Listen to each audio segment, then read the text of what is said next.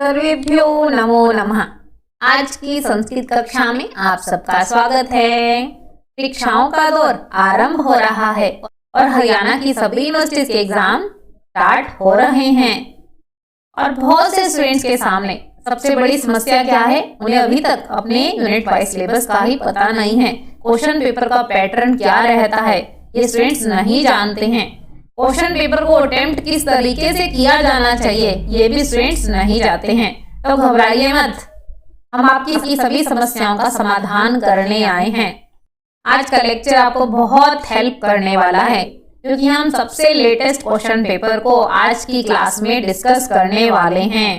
और आप सब जानते हैं ये प्रीवियस ईयर के क्वेश्चन पेपर्स बहुत बार रिपीट होते रहते हैं और इसके अलावा हमें क्वेश्चन पेपर को अटेम्प्ट करने का तरीका भी पता चल जाता है। तो चलिए आरंभ करते हैं।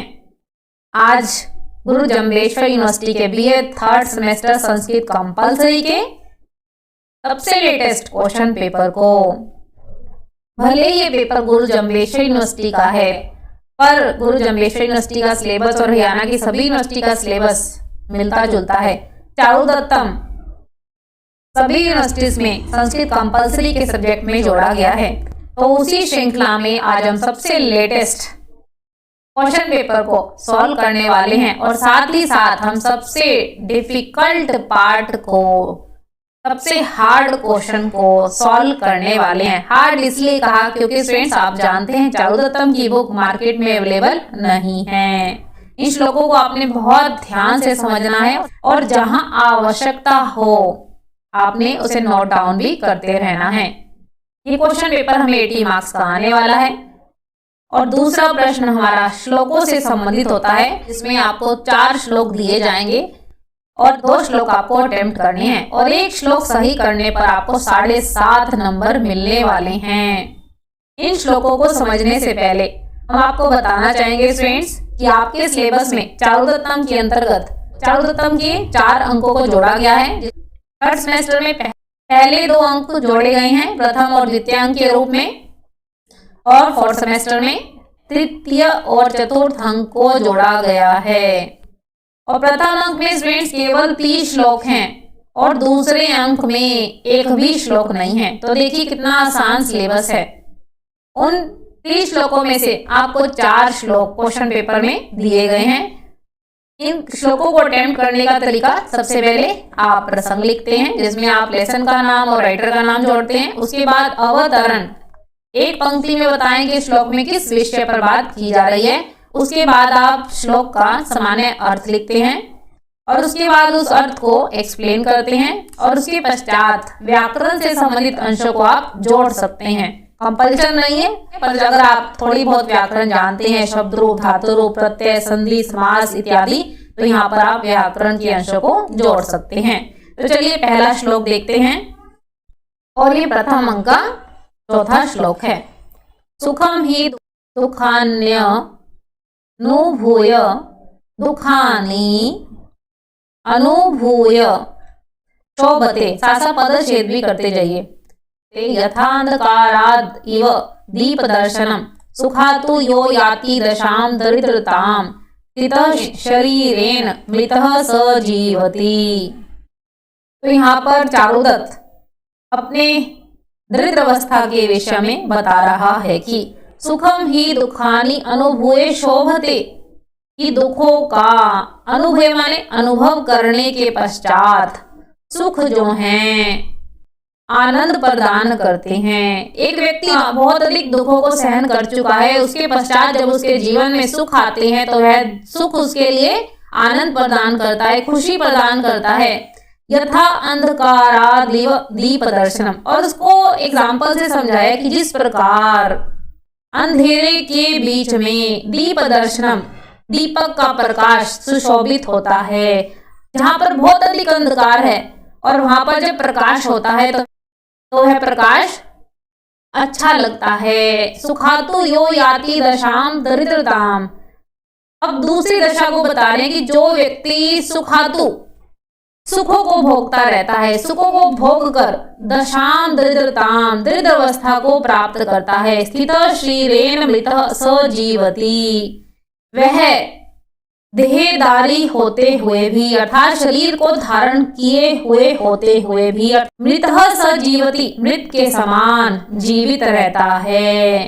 कहने का तात्पर्य यह है कि जब जीवन में बहुत अधिक दुख होते हैं और दुख के पश्चात जब सुख की स्थिति उत्पन्न होती है तो वह सुख आनंद प्रदान करते हैं और वह आनंद किस प्रकार होता है, जैसे अंधकार के बीच दीपक का प्रकाश अच्छा लगता है। परंतु दूसरी तरफ की स्थिति बताई कि एक व्यक्ति जब सुखों को भोग रहा है, निरंतर उसके जीवन में सुख सुविधाएं हैं, परंतु जब जीवन में दुख आ जाते हैं तब उसकी स्थिति क्या है कि वह जीवित तो है, शरीर उसने धारण किया हुआ है, परंतु वह जीवित कैसा है, मृत व्यक्ति के समान जीवित है। इस प्रकार आपने अर्थ लिखकर एक्सप्लेन करना है। अगला श्लोक देखते हैं और ये भी हमारे पास प्रथम अंक का 7वां श्लोक है और बहुत ही इंपॉर्टेंट और आसान श्लोक है। दारिद्र्यात् पुरुषस्य बांधवजनो वाक्याना संतिष्ठते सत्वं हास्यम उपैति शीलशशिना कांतिः परिम्लायते निर्वैरः विमुखी भवन्ति सुहृदय सपीता भवत्या आपदः पापं कर्म च यत्परैरपि कृतं तत् तस्य संभाव्यते। दारिद्र्यात् यहाँ पर पुनः चारुदत्त दरिद्र अवस्था के विषय में बता रहा है कि निर्धनता किस प्रकार की होती है, कि जब व्यक्ति के जीवन में धन का अभाव हो जाता है तब मनुष्य की क्या स्थिति होती है, तो किस प्रकार जीवन की परिस्थितियां बदल जाती हैं।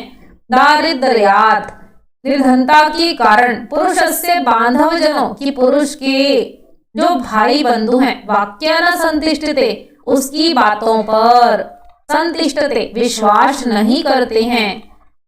कहने का तात्पर्य जो उसके बांधवजन होते हैं वे उसकी बातों पर विश्वास नहीं करते हैं। सत्वम हास्यमुपेति जो उसकी सत्व यानी कि जो शक्ति है उसकी स्वयं की शक्ति हास्यम उसका हास्य उड़ाती है, मजाक उड़ाती है, उसकी शक्ति स्वयं ही हंसी को प्राप्त होती है। शील शशिना, शील रूपी शशिन कहते हैं चंद्रमा को, कि चारित्र रूपी चंद्रमा की कांति परिम्लायते नष्ट हो जाती है। जो उसकी चरित्र रूपी चंद्रमा की कांति थी वह भी नष्ट हो जाती है। निर्वैरः विमुखी भवन्ति सुहृदय जो उसके मित्र हैं, कैसे मित्र हैं, निर्वैरा जिनका कोई वैर नहीं था, वैर रहित जो मित्र हैं, विमुखी भवन्ति वे भी विमुख हो जाते हैं, वे भी उनका साथ छोड़ देते हैं। सफलिता भवत्यः आपदा, आपदा माने मुसीबतें, मुश्किलें, और उसके जीवन में मुसीबतें सफलिता बढ़ने लग जाती हैं। पापम कर्म च यत्परैरपि, यत्परै परई का अर्थ है दूसरों, दूसरों के द्वारा किए गए जो पाप कर्म हैं, कृतम तस्य संभाव्यते वह उस व्यक्ति के ही समझ लिए जाते हैं। किस व्यक्ति के, जो व्यक्ति दरिद्र है, जो इसके जीवन में धन का अभाव हो गया है, उसी व्यक्ति के पाप कर्म समझ लिए जाते हैं, भले ही वह पाप कर्म, भले ही वह बुरे कर्म उसके द्वारा ना किए गए हों। तो इस श्लोक के माध्यम से हमें बताया गया है कि दरिद्र अवस्था के कारण व्यक्ति के जीवन में किस प्रकार परिवर्तन आता है। उसके भाई बंधु तक उस पर विश्वास नहीं करते हैं, उसकी जो स्वयं की शक्ति है उसका मजाक उड़ाती है, उसकी चरित्र रूपी चंद्रमा की कांति है वह भी मुरझा जाती है, नष्ट हो जाती है। उसके जो मित्र हैं, ऐसे मित्र हैं जिनका कोई वैर नहीं है उनके साथ, वह भी उसका साथ छोड़ देते हैं, उसके विमुख हो जाते हैं, उसके जीवन में मुसीबतें इस प्रकार बढ़ने लग जाती हैं। और सबसे लास्ट में कह दिया कि जो भी पाप कर्म दूसरों के द्वारा किए जाते हैं वह उस निर्धन व्यक्ति के, वह उस दरिद्र व्यक्ति के समझ लिए जाते हैं, भले ही उसके द्वारा ना किए गए हों। इस प्रकार आप अर्थ लिखकर एक्सप्लेन करेंगे। अगला श्लोक लेते हैं और ये भी प्रथम अंक का 17वां श्लोक है। अभिनयति वचांसि सर्वगात्रै किमपि किमपि अन्वेक्षितः अर्थम आहा अनुचित गति अप्रगल्भ वाक्य पुरुषमयस्य पशुर नव अवतारः। अभिनयति वचांसि सर्वगात्रै, प्रकार और वेट अनेक प्रकार से वसन सेना को डरा रहे हैं, धमकियां दे रहे हैं। तो उसके पश्चात वसन सेना के हृदय की क्या स्थिति है और वह शकार और विट को किस प्रकार दुष्ट प्रवृत्ति का अनुभव कर रही है, आइए इस श्लोक के माध्यम से जानते हैं। अभिनयति वचांसि सर्वगात्रै, तो यहाँ वसन सेना विट और शकार के प्रति कह रही है अभिनयति वाचांसी सर्वगात्री, सर्वगात्री माने शरीर के सब अंगों से, अभिनयति अपने वचनों का अभिनय कर रहा है, नाटक कर रहा है। किमपि किमपि अनवेक्षित अर्थमा, और कुछ भी अनवेक्षित अस्पष्ट सा, यानी कि उसकी बात कुछ भी स्पष्ट नहीं है। अर्थमहा, और यह स्पष्ट कुछ का कुछ बोल रहा है। अनुचित गति, और उसकी गति कैसी है, उसकी चाल कैसी है, अनुचित है, भेढंगी चाल वाला है।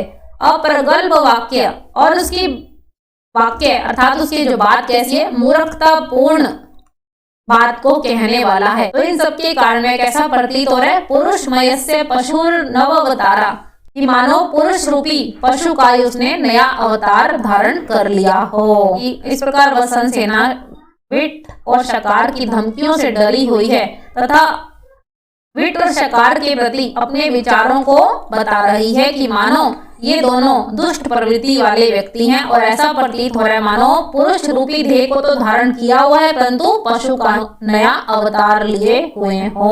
अर्थात दुष्ट प्रवृत्ति के कारण ये मूर्खतापूर्ण वचनों को कह रहे हैं और इनकी चाल भी अनुचित प्रतीत हो रही है और इनके वचन भी अस्पष्ट प्रतीत हो रहे हैं। इस प्रकार आप अर्थ लिखकर एक्सप्लेन करेंगे। अगला श्लोक देखते हैं और ये प्रथम अंक का अंतिम श्लोक है, 30वां श्लोक। उदयति ही शशांक किलन खरजूर पांडु युवती जन सहायो राजमार्ग प्रदीपः तिमिर निचये मध्ये रश्मयो यस्य गौरा ऋतजल इव पंके क्षीरधारा पतंती। यहाँ पर जब वसंत सेना विट और शकार के द्वारा धमकियां दिए जाने पर अकस्मात या फिर भाग्यवश कह लीजिए कि चारुदत्त के घर में प्रवेश कर जाती है और चारुदत्त को वास्तविक स्थिति बताने पर जब घर की ओर जाना चाहती है तब बहुत अधिक अंधकार होता है।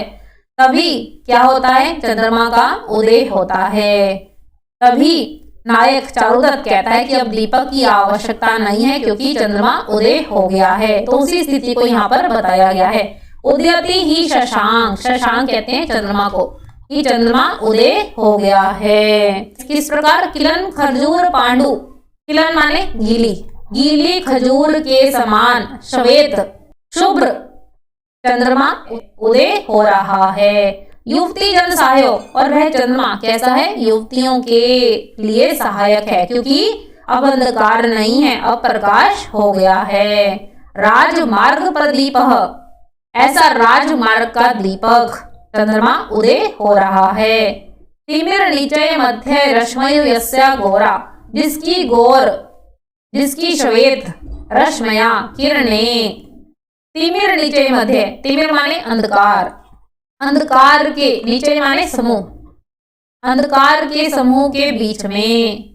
ऋतजल इव पंके क्षीरधारा पतंती, गिर रही हैं। किस प्रकार गिर रही हैं, जिस प्रकार हरित जल, जल से रहित पंके कीचड़ में, क्षीर धारा दूध की धाराएं गिरती हैं, उसी प्रकार ये चंद्रमा की श्वेत किरणें अंधकार के समूह के बीच में गिर रही हैं। कैसे, जल से रहित कीचड़ में। कीचड़ किस प्रकार का होता है, पानी से युक्त होता है ना कीचड़, परंतु यहाँ पर का जल से रहित कीचड़ है और चंद्रमा की श्वेत किरणें ऐसे गिर रही हैं मानो दूध की धाराएं गिर रही हों। तो इस प्रकार यहाँ पे चंद्रमा के उदय होने के वर्णन को बताया गया है। इस प्रकार आप अर्थ लिखकर एक्सप्लेन करेंगे। अगर आप इन क्वेश्चन पेपर्स का फुल सॉल्यूशन चाहते हैं तो अभी के अभी क्या करना है, आपको प्ले स्टोर पर जाकर संस्कृत बाय लवलीन ग्रोवर के नाम से ऐप को सर्च करके डाउनलोड कर लेना है। हमारे साथ लाइव क्लासेस में जुड़कर इन क्वेश्चन पेपर्स का फुल सॉल्यूशन आपको मिल सकता है। और आप हमें सभी सोशल मीडिया के प्लेटफॉर्म पर संस्कृत बाय लवलीन ग्रोवर के नाम से ऐप को सर्च करके डाउनलोड कर सकते हैं, सर्च करके फॉलो कर सकते हैं और सब्सक्राइब भी कर सकते हैं। सब्सक्राइब कर नहीं सकते, कर लीजिए। नमो नमः, नमः संस्कृताय। All the best friends.